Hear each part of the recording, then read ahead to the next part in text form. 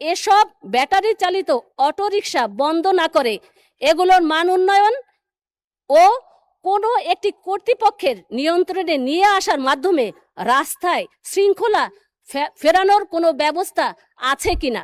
মাননীয় সদস্য, আপনার যদি কোনো কোশ্চেন থাকে তাহলে আপনি একটি প্রশ্ন করতে পারেন। One please. মাননীয় স্পিকার, আপনাকে ধন্যবাদ।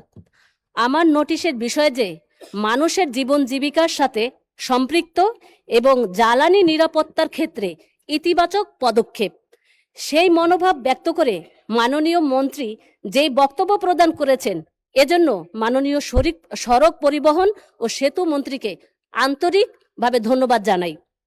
মাননীয় স্পিকার, বর্তমানে রাজধানীর ঢাকার রাস্তায় জনদুর্ভোগ একটি অন্যতম কারণ হলো ব্যাটারি চালিত অটোরিকশা বা ইজি বাইক।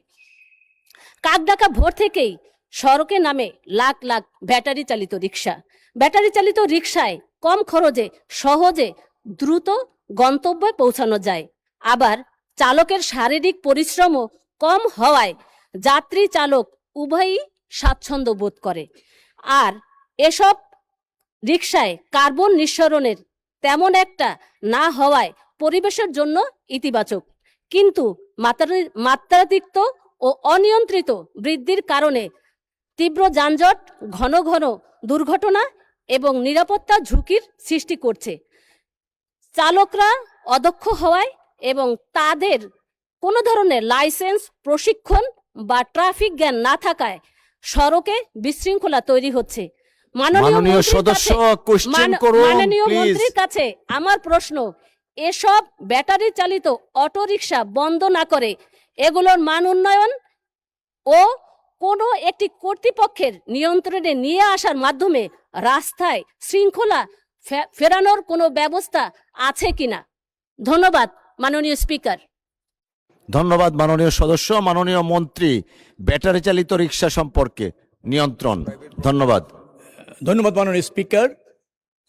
মাননীয় সংসদ সদস্য যেটা উল্লেখ করেছেন সেটা হচ্ছে ঢাকা মহানগর কেন্দ্রিকটা বেশি উনি গুরুত্ব দিয়েছেন। এটা সিটি কর্পোরেশন এবং ট্রাফিক বিভাগ নিয়ন্ত্রণ করে, যোগাযোগ মন্ত্রণালয় এটা নিয়ন্ত্রণ করে না এবং তার এখানে হস্তক্ষেপের সুযোগও কম।